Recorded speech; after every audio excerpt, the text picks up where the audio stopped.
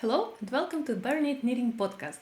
My name is Ira and this is the place where I talk about my knitting projects, my finished objects, my objects that I'm working on right now, and my plans, and not only knitting plans but also other craft plans, and also sometimes I talk about crocheting, even maybe embroidery. I guess I will talk about sewing sometime in the future. All the projects that I'm feel like working, and everything related to the crafts I like. So yes, welcome, and let's talk about my knittings. Today I believe is the episode 7 of my podcast, which is quite a few episodes I think I already had in the previous time, but still going strong, and we'll see how I will continue. Let's talk about the finished projects, and as you can see now, I'm wearing it. I finally finished the Olga Sweater by PetiteKnit.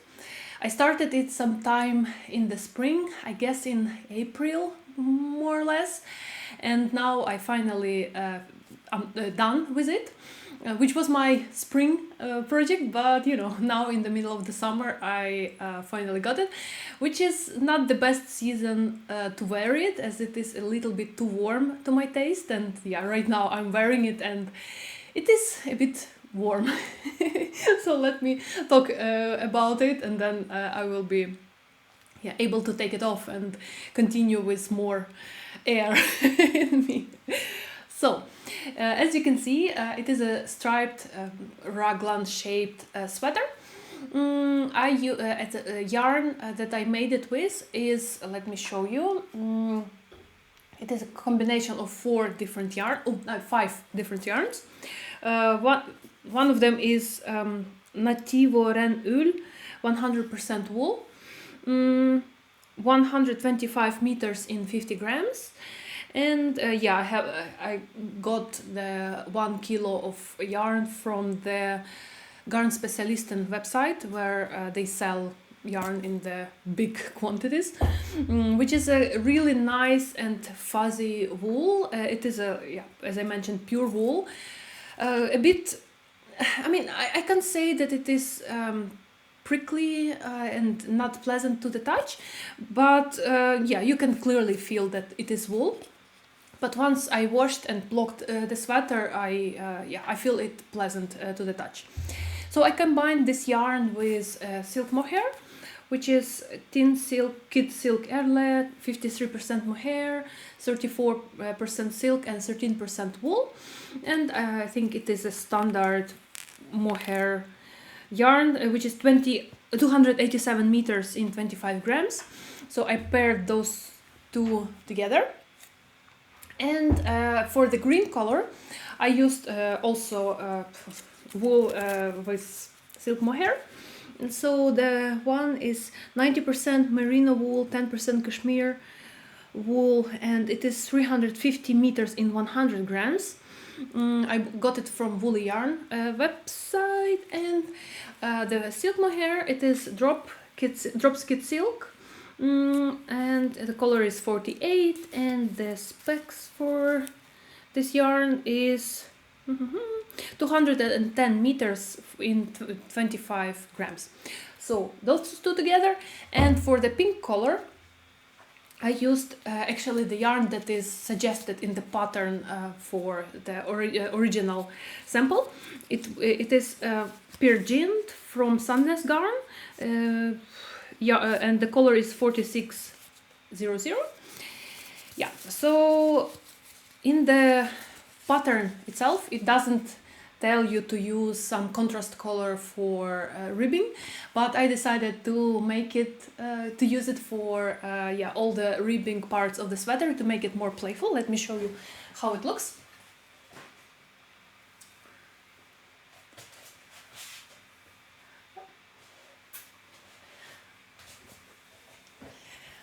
I just had the urge in the springtime, as I mentioned when I started it, had the urge to have something colorful and playful and nice.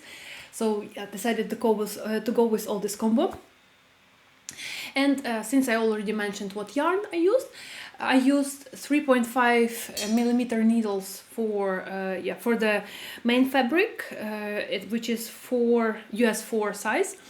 And for the ribbing, I used 275 millimeter needle, which is, I don't remember which one US size it is. Yeah, but maybe 2 if I'm not mistaken. Anyway, so all this in combination made this beautiful sweater. And let me talk a little bit about the the construction of the sweater.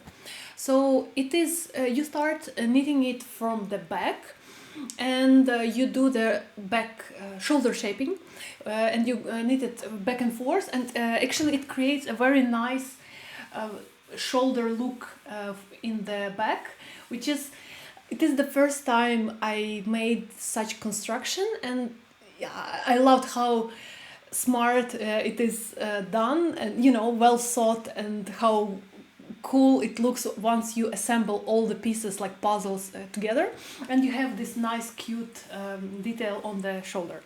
So as I mentioned, you knit shoulders first, and you knit it back and forth to create this short row shaping to make the back a little bit higher up for the shoulders.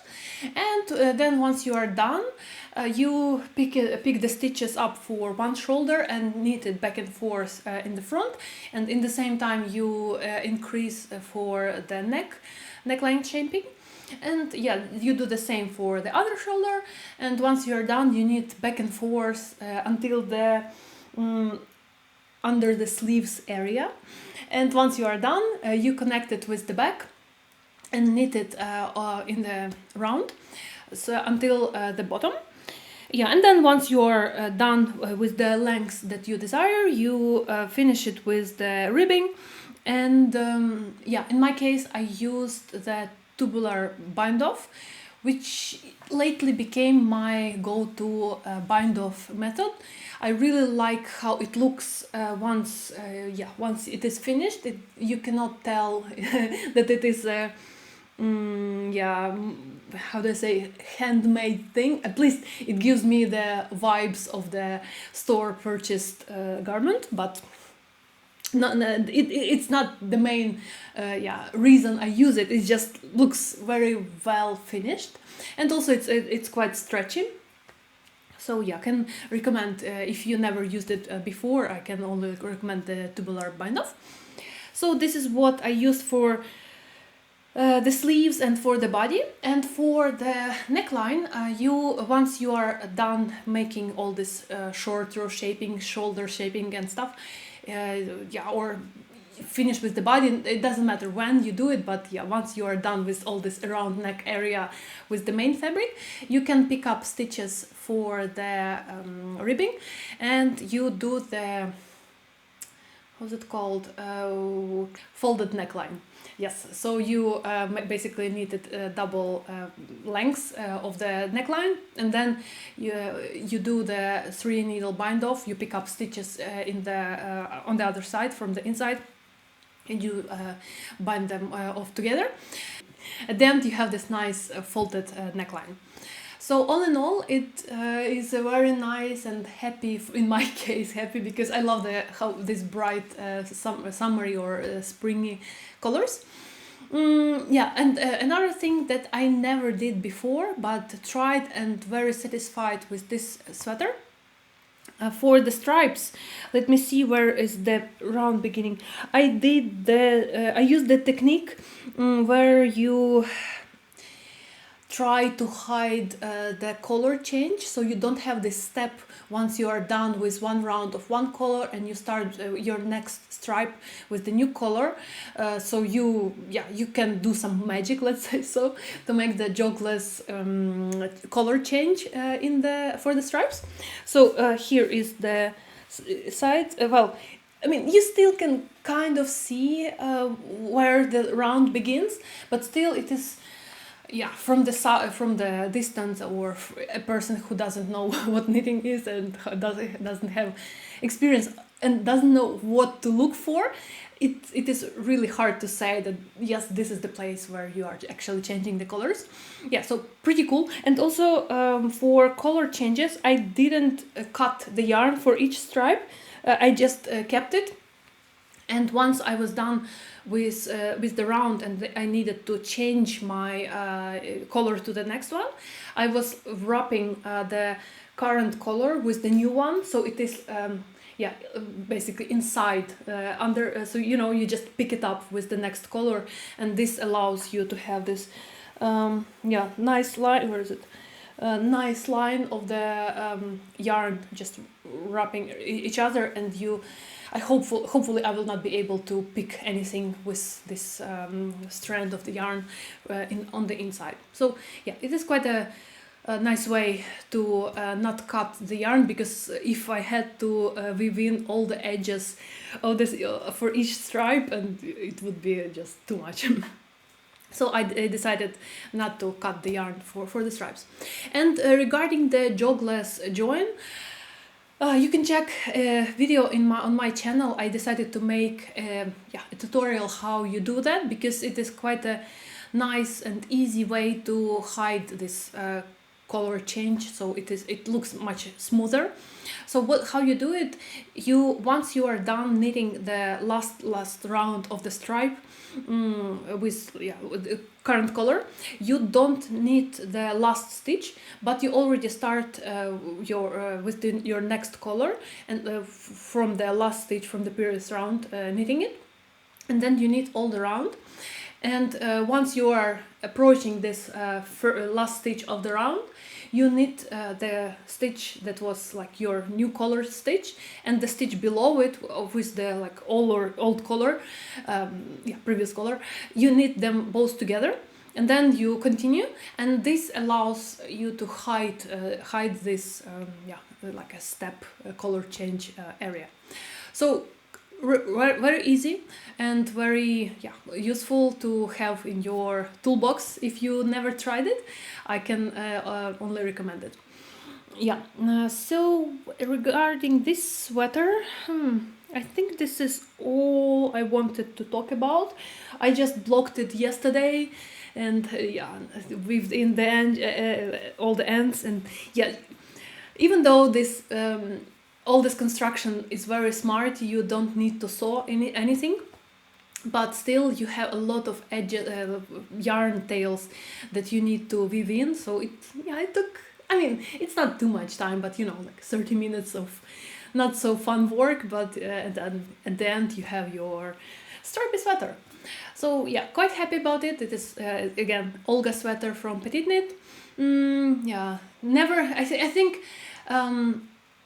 many people in my Instagram account already made it, because this is where I got inspired to make it by myself. But looks like I'm a little bit too late to the party, as people already did it like a year or 2 years ago. Anyway, this is my time. And hopefully once it gets a little bit chillier outside, I will be able to wear it and enjoy it, because I love how much happiness these colors bring. Now let me take the sweater off. Now it is much better, much lighter. It is finally a heat wave got us here in Norway. I didn't mention it in the beginning of the episode. I live in Norway, in Oslo, and it was quite chilly here. Usually, from my observation, May is the hottest month, at least last a few previous years. It was quite warm in March, but then maybe a little bit warmer in June, and after that you got rain season, and it wasn't so pleasant. But this year, it wasn't too warm in May and June. It was okay, but now in July we finally got our 30 degrees heat, and it's quite warm. To my luck, I live on the top of a hill, and which is like 500 meters above the sea level, and it is like 4 or 5 degrees colder here than in the Oslo city center. which is, I mean, for me, it is much more pleasant than to be in the 30 degrees heat, but here it is like 25, 26, which is much more pleasant. And also we have forest here around, and yeah, it is, yeah, you can feel that it is much colder here than below in the city center. But still, my office is in the city and I need to travel there, enjoy the summer, let's call it so, and then be back here and finally have my chilly days here. Before I move to my work in progress, please subscribe to my channel and like this video if you like it. This will help me to keep my motivation high to continue with this producing the content for you, and hopefully see you in the new episodes of my podcast.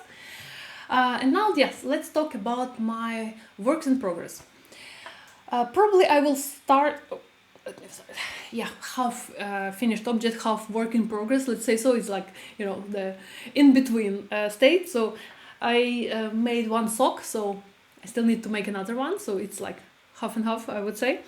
So possibly it's a little bit weird. Why do I need thick wool socks in the middle of the summer? But there is a reason for that. As I mentioned, I live a little bit higher from the sea level than many people here in the city. And it is much chillier here, especially in the evenings. I'm very cold in my feet, even though it is summer. But it's, so I felt like I need some warmer socks.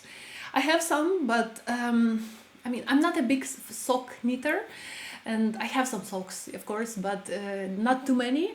And many of them are either like a proper sock yarn, this finger weight, which doesn't give me too much warmth to my feet, or I have another pair of socks that I made from the yarn that I bought on Faroe Islands, where I was last year.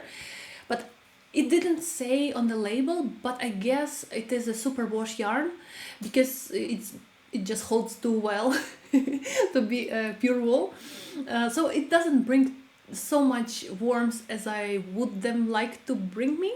So I decided to make another pair with proper thick wool that I can hopefully keep my feet in warmth. So this is it. The yarn that I used, I never used this yarn before. They just sell this in the store. Norway, people are really much into knitting, so you can buy yarn basically everywhere. And this one is Igloo how's it called?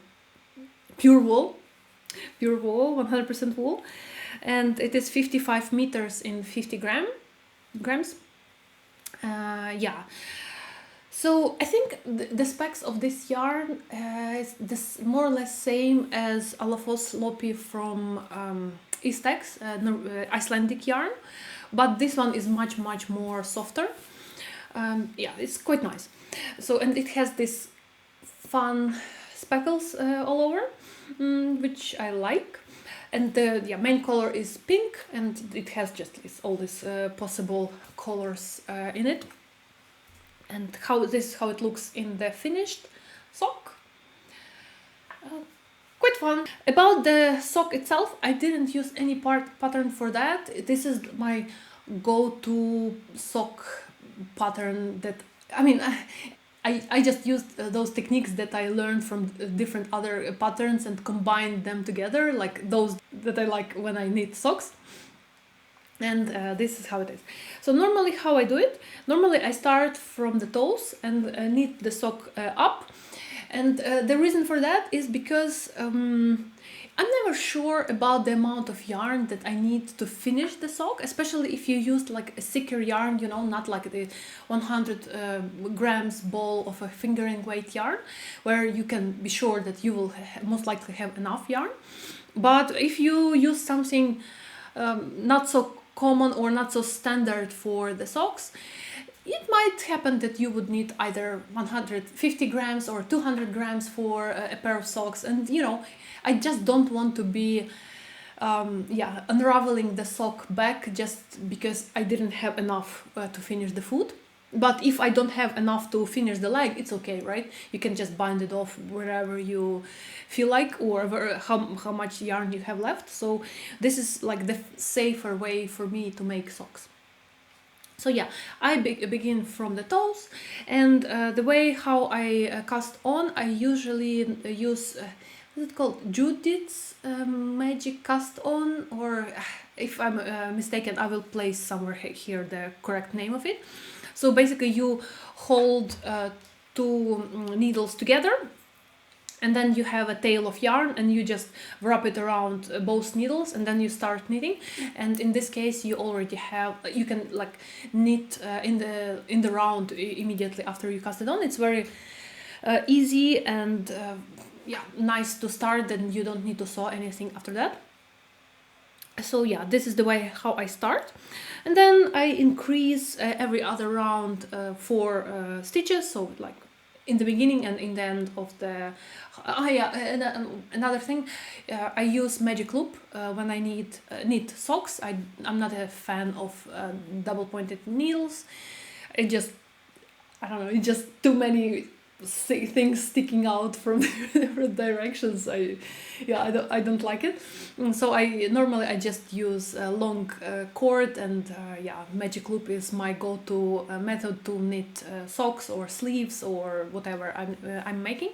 And also it is very easy for me because I have a set of Chalgu interchangeable needles, and I purchased a little bit more cords that there were in the set. So I have like I don't know, maybe 10 cords in total, so with various lengths, and it is very convenient that you can, you know, decide how long the cord you want for the particular project you are working on, and still use the same needles, and you don't have to worry about not having the proper set of DPNs or like connected, not interchangeable.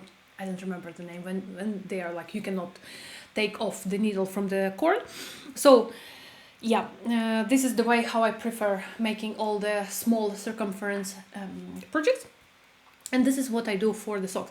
So as I mentioned, I increase every other row in the beginning of the round, yeah, in the middle, like, you know, on one needle, and on the other needle I increase 2 stitches, so 4 in total for the row.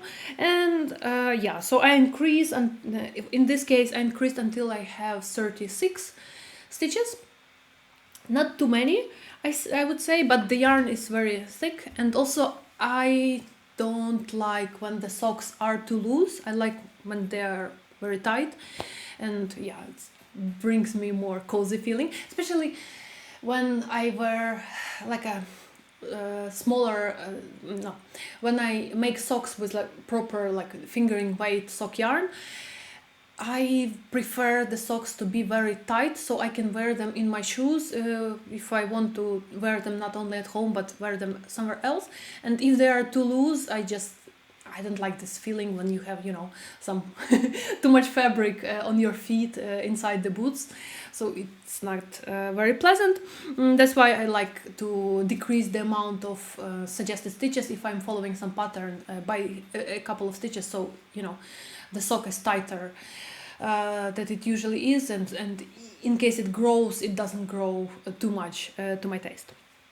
So for this sock I increased it to 36 stitches and knitted until I was on the point where I need to make a heel. And for the heel I use usually the German short rows method. I knit back and forth and decrease 1 stitch every round on both sides, knitting and purling. And then once I got, in this case I think it was 6 stitches, I started increasing them back. And yeah, so this is how I made the heel. And then after that I was just knitting the leg as far as I felt like. So for this one, yeah, I think it will be my winter sock also, like home wearing socks. So I wanted them to be high enough so I don't feel cold in my legs as well. But if it's not too cold, I can roll them down and have this cute little socks. Not so little, but socks. So yeah, this is my sock, and now I need to make another one, and I will have a pair of very, very warm socks, and we will see how it will hold up, because it's a pure wool, quite soft to the touch, so I guess I will need to mend those socks quite soon after I start wearing them, but they're my home socks, so I don't mind. So this is my half finished object, and now let's go to my work in progress. In the previous episode, I think, yeah, it was in the previous episode, I already mentioned this project. So this is Hey Sailor cardigan from Andrea Mowry. This is the drop shoulder cardigan that you can wear both ways, with buttons to the front or to the back, which is very, very cute way, I think. We will see how I will prefer wearing it, but right now I'm thinking that wearing the buttons to the back is very, very cute. We will see once I'm done with it. This is a drop shoulder cardigan that you knit with very thin fingering, light fingering even, yarn. It takes a while. For me, I'm still here. I was hoping to have it sometime before the heat wave comes to us, but well, we'll see. I'm trying not to push myself too much with finishing it, as anyway, I will have it for the next summer, or we'll just use it as a layering piece for the more cold period of the year. I don't know how it is for you, but for me, normally, I'm not a big, not a fan, but I don't own too many summer knits, and I don't have this urge of making some summer garments. Maybe because it is Norway and it is usually colder to wear a t-shirt, or you need something just in case on top, even though if it during the noon time it is warm for a t-shirt, but in the morning or in the evening you definitely might need some sweater just in case if it's a bit chillier. That's why I guess I don't make too many summer projects. But once I saw this Hey Sailor cardigan, I was very convinced to make it for myself, and it looks very cute. Yes, so this is why I started making it. And another one, as I mentioned, that I don't make too many summer knits, but once the summer approaches and it's very warm, I'm like, I have this, probably I need some summer garment. Of course, it is a bit too late to start something for this summer, and in the best case, it will be for the next one. But I'm not in a hurry. Next summer will come, and with the global warming, I guess we will have longer and warmer summers. So unfortunately. Yeah, but I think this is the good motivation to make something lighter that can be worn during warmer days. So let me talk a little bit more about the Hey Sailor cardigan. This is quite short, you can make two versions of it, cropped or normal length, even though the normal length is quite short anyway, but still it's a garment, summer garment, so I think it's quite expected. Another thing about it is it has this cute slip stitches pattern all over it, so I'm not sure I'm allowed to talk about too much about it because it is a paid pattern.